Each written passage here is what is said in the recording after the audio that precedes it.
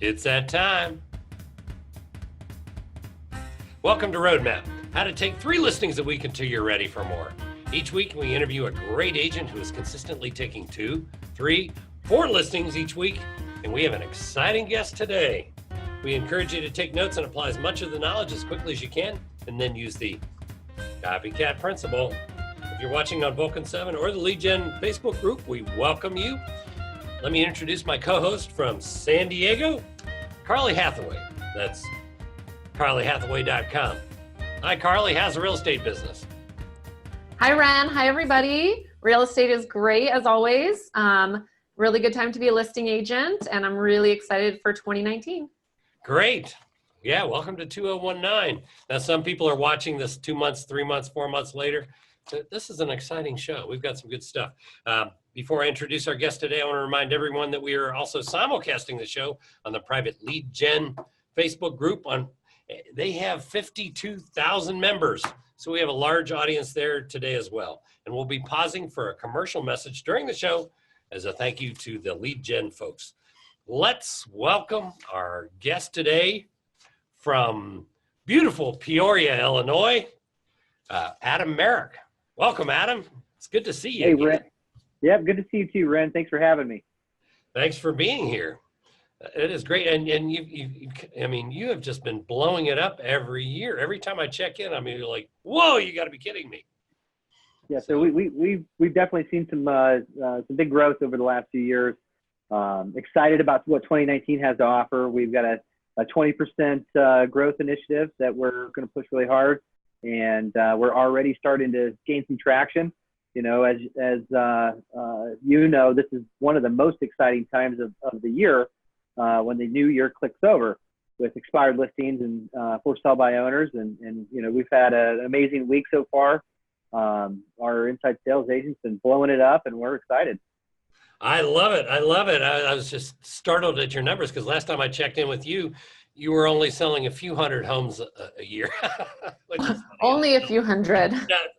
Last year you did 937, and the goal for this year is 1147.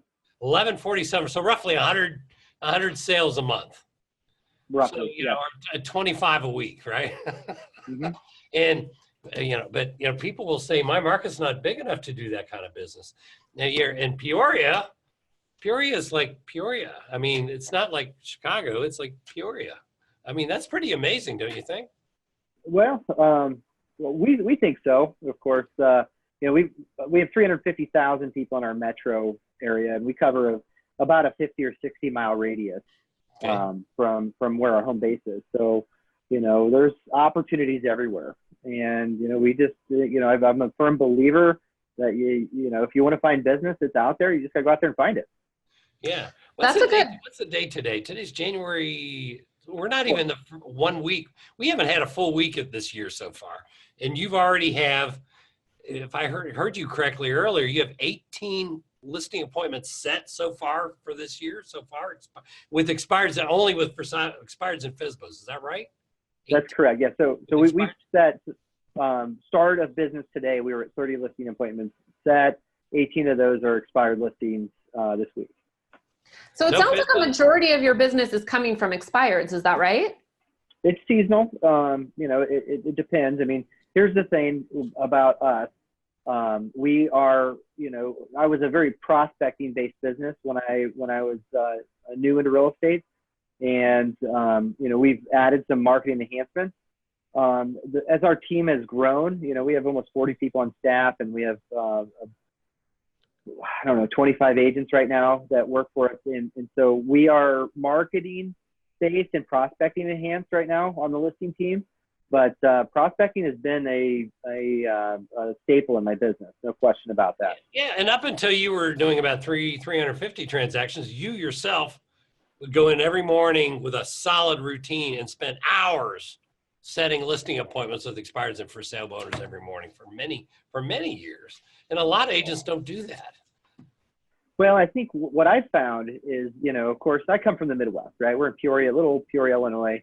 Average sale price is around $140,000. There's really nothing sexy about my market. But what we bring to the table, or one thing that I brought to the table early on in my career, was the Midwestern work ethic. And, it comes down in real estate, we all, I think a lot of brokers look for the flash and what's fun and, I call it sexy. Success sometimes in this business isn't sexy or fun. And you kind of have to roll up your sleeves and get right down to just doing some work. Drive and desire has taken me a long way in my career. And when it comes to prospecting, that's exactly what it is. And you have to find a way to make it fun, set goals, crush those goals, keep daily records and, weekly summaries and work really hard to improve your skill set every single day. Yeah, that's a really great mindset. A lot of cash. Carly, last time I checked in, he was building a mansion, this huge place, having this big home built, and he's selling several hundred homes a year, and he himself is every morning grinding, going on listing appointments and going home. And up until recently, that was the way you do it. And so many people like, oh, I don't want to do that anymore. I've got this new mailing system, or I've got this new social marketing program, or I've got this and that. And they never really hit orbit. I mean, I get, what would you tell somebody, Adam, that's watching this show and they're not even taking one listing a week. They're taking maybe 3 a month. What do you say to them to help them, move up the track and get into orbit? What's a good advice for 2019 for them? Well, and if someone is watching this and, they want to go from, a few listings a month and increase their business, it's going to come down to the daily discipline, having a set schedule.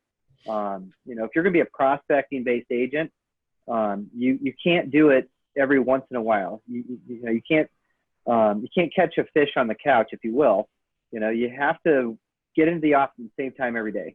You need to start your prospecting at the same time every day and stop at the same time every single day and make that a staple in your business. The moment I did that in my real estate career, everything changed for me. Does prospecting the first thing, or do you do it in the afternoon when you can fit it in? Where do you do it? It's the first thing you do every day. It's the first thing you do every day. Is it an early? Do you work an early day, or do you come in at 10? No.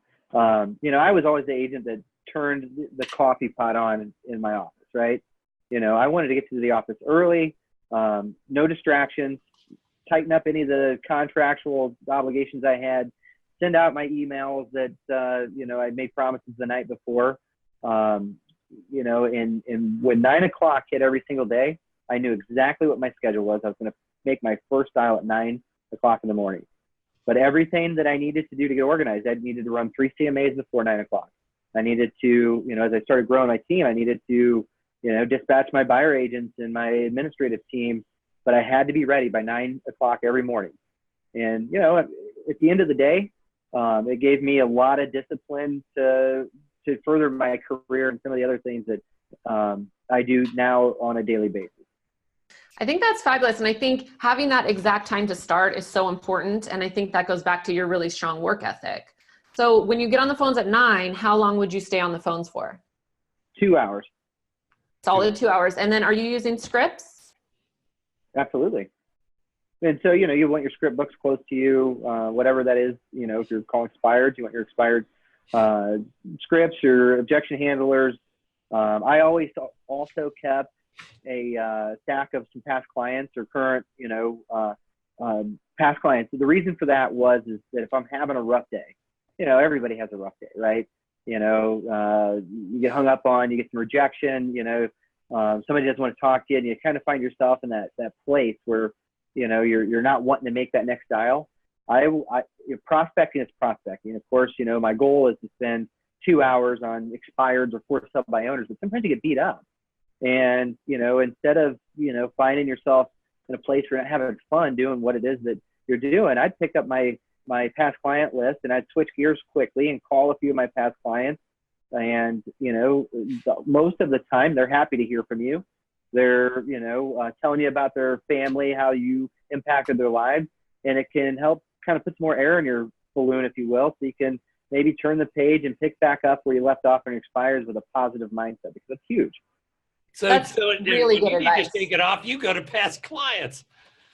That is awesome. Well, yeah, I mean, well, if I was not having success, I found my head in the gutter. I knew if I kept pushing through it, I mean, I could push through it, but if my mindset wasn't right, I wasn't going to be successful. Yeah, I know, because so they're many going to people, hear. you do something like stop prospecting. You go to your past clients. I love it. And Prospecting. one other thing, you said, if I heard you, you have a couple stacks of past clients. That's physical paper cards or whatever. Is that right? Yeah, I didn't want to be distracted. I wanted to be able to shift gears quickly, right? So it's And tactile. It's you go, okay, this one, this one, this one. Okay, so it works. Okay. And what does that Yeah. phone call look like? Are you just kind of checking in, seeing how they're doing? Are you giving them market advice? Sure. No, I would simply call and, let's say answer the phone and say, hey, Carly, it's Adam Merrick here. Just wanted to give you a quick call. I was thinking about you today and wanted to see how you and the family are doing. Awesome. Okay. Simple. I think that's great. Yeah. And you're right. That is going to be a much more positive phone call for sure.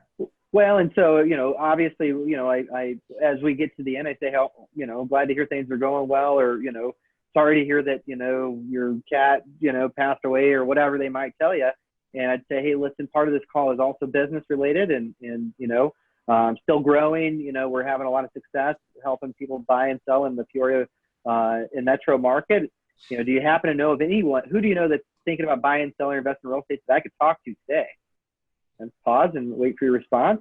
Most of the time they think about it. They would try to come up with a name or a contact. If they told me no, I'd go after it one last time and say, is there anyone you can possibly think of from like work or school or church or anything that had mentioned real estate recently? And if I get another no, then I say, thanks so much for thinking about that. Now here's the thing. Now that I've planted the seed, you might find someone in the next week or so. Do me a big favor if you do. And they go, sure, no problem, Adam. And you say, hey, do me a favor and ask them if it's okay if I call them. And will you call me direct with their contact info so I can touch base with them? Because at a weak moment, I don't want to see them hire a weak agent. And usually they agree and we part ways. And, if they had a referral, it was game on, right? I just got a lead. Now I have some additional prospecting, some of the fruit of my labor. So. Love it. So Okay, can I ask you about two roadblocks? These are they come up, and this is what a lot of you out here watching are going to run into, and you've run into it last year and the year before. What happens is, Adam, they hit their stride. They actually get a morning routine. They turn the coffee on when they get to the office because they're the first one there. They're making their calls. They take all these listings, and then we know two things happen. All of a sudden you have homeless people and somebody has to take those people around and show them houses. All of a sudden you have all these pending contracts and somebody's got to take them from pen to close, and maybe they're understaffed. They don't have enough staff to take them pending to close, or maybe they feel like their staff isn't good enough, or they feel like they don't want to refer a buyer out because they sold their $180,000 house and the people want to buy a $600,000 house and they're afraid they don't want to give up that money. So what say you to those people? Well, how do you get beyond that? Well, I think, success in this business is simple. It's just not easy, right? Very simple. Bryn, you've been doing this for a long time. Talked to a lot of brokers. You travel the world talking real estate to everyone. And you know that this business can be very simple, but it's just not easy to put these pieces together. And the one thing that I commonly see when agents start to have success, they distract themselves and they get away from what's working. Meaning that the prospecting's working, they have listings, then they have buyer leads coming in from these listings, then they priced it right and they're marketing it correctly and the listings are going pending. Now they have homeless people, right? Everything you said. And so now their time is starting to get divided. The pie is getting, the pieces are getting smaller, and this is where you have to become more effective. A lot of agents that find themselves with these struggles, they immediately think they need to hire more people quickly. So now all of a sudden they need to complicate their world faster than they need to, when really they need to work more effectively. So, in my opinion, I think a lot of real estate brokers hire a buyer's agent way too soon. Okay. And they don't take the right steps of maybe building their administrative team to support them. So all they do is what they are paid, hopefully, they're rewarded really well to do, prospect, negotiate, show properties, list properties. That's really the basic functions of a real estate broker with a license, in my opinion. You know, the paperwork, they need someone to handle some of that paperwork for them, but they have to be able to afford it. So it's kind of that red light, you know, yellow light, green light. I mean, you kind of have to, you know, understand where your revenue is coming from. How predictable is it? You know, it's to give you my best advice there, or the listeners about my best advice is pay attention, and you have to become very effective before you hire people too quickly. So, you know, with that being said, I would say the first thing you need to do is look at your skill set, become very efficient and become very effective. And then you're probably looking at building an administrative team to support you so you can do the fun part of real estate. Okay. So technically, when you look at it, even if they had to take their own buyer out in the afternoon, they could still make their prospecting calls. They don't have to show a property at 9 a.m. They can show it at 11 a.m. Well, I think that's, yeah. So Rand, here's part of my daily routine was I would not leave my office until 1 p.m. Okay. I'm in my office. That's it, folks. That's it. I love that. Well, he can't show property till at least 1 p.m. if he shows it at all. Well, and if you effectively line up your schedule, you should be able to have 4 appointments in the afternoon, starting at, let's say, 1:30, Yeah. you know, 1:30, 3:30, you know, depending on if you're working with buyers or sellers. Right. You know, it only takes 1 hour per client. So you could put 4 clients on your calendar as long as your drive time is not, you know, tremendous. And you can meet with 4 people a day. If you meet with 4 people a day, 5 days a week, that's 20 people. I don't know that a lot of agents have that trouble of meeting with 4 people. They just have a problem scheduling themselves because they're their dispatcher. They're also the agent. They're also the closing coordinator. They have to understand that you can do all of those other things in the office between the hours of 8 and 1 p.m. Prospect, work on contracts to close, do follow-up routines, you know, schedule photographers, whatever it is that you need to do, schedule buyers, you know, set up the alerts. You can do that from 8 to 1 o'clock and meet with 20 people a week. Oh, you can. What we have is a challenge. There are people watching that says, I can't imagine going on more than 1 listing appointment a day because of all the preparation. And then they end up spending 2.5 hours there. Don't know why. But so they have to where it's tighter. Here's the thing. So it's, you know, I think a lot of people that start having success and they leave their daily habits, right? They have success and like, oh, this prospecting thing, I'll put it on hold. Well, your future follow-up now, other agents are sneaking in on your future follow-up, the relationships that you've built with prospects that want to do business with you in the future. You know, that you're gonna lose all of that momentum that you started if you get away from your prospecting. Yeah. You know, you're never going to see the outcome that you want if you start to orphan the future follow-up. So your schedule is going to be your best friend as a productive real estate broker. And, you know, it's down to the CMAs, right? I'm sure you know agents across the country that they might take 2 hours to whip out a CMA when, you know, if you're very effective and you're preparing multiple CMAs every single day, you can have them done in, you know, maybe an hour, half an hour per CMA. So you should have those done before you start prospecting. So you're saying do you get everything ready for your listing presentation for that day before 9 a.m. or whenever Absolutely. you start calling? Yeah. Well, you don't want to get to 1 o'clock and go, oh gosh, I'm not ready for my appointment. So you need to get your preparation done before you start prospecting. And that meant for me, turning the coffee pot on first, you know, I was first in the office. So my day sometimes started really early. I was about to say, it was dark when you turned that coffee pot on. You know, I mean, there was a lot of 5 o'clock mornings, you know, when I was really busy, but I was at that infancy stage of trying to grow a business, not just have a good month. I wanted to grow a system, grow a business, and be able to, you know, live the life that I wanted to live. And I knew that it took some sacrifice to start that. Wonderful. I love it. This has been wonderful, Adam, and I really appreciate you dropping in and giving some insight for folks that are trying to build a huge business this year. And, you know, it's inspiring that you're up to where you're close to about 100 sales a month.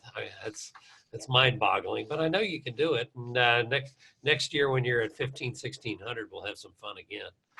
Well, thanks so much for having me. I really appreciate it. Thank you for being here. And folks, if you're watching on Vulcan7 and you want to get involved with the Lead Gen Facebook group that airs this show as a simulcast, go to facebook.com/groups/got-objections. And I want to thank Aaron Wittenstein, who has a program there called trajectorynow.com. And finally, the secret Adam Merrick didn't tell you about. He didn't tell you. Adam Merrick didn't tell you. He turns on the coffee, but then when he's done making all of his calls, he goes underneath the coffee pot's a little refrigerator, and he gets out some delicious Grater's mint chocolate chip. It's the one for listings. This is the one if you're taking listings, the mint chocolate chip. The other flavors are for working with buyers. Buyers take time, listings take skill. If the listing is slow to sell, dig a hole in the front yard, bury it upside down, and that listing will sell just like that. I want to thank everybody for being here. Thank you, Carly. Good to see you again. Happy New Year, and hope happy prospecting for you in San Diego. Thank you. Thank you so much for joining us, Adam. And what a great show. I have some great takeaways. I'm going to rein in my schedule for sure this year. Good. Yeah, she's in a market. Yeah, what's your average selling price there, Carly? $650. I know. and that's a condo. Yeah, no, it's a condo. Houses you can't touch for under $1 million. Oh, man. What a hoot. Anyways, thank you so much. It's been a great show. I'm so excited to get prospecting right now. Awesome. Thank you, Adam. Thanks See you for having real me, guys. soon. Okay, see ya. Bye now. Take care. Bye-bye. Thanks, everybody.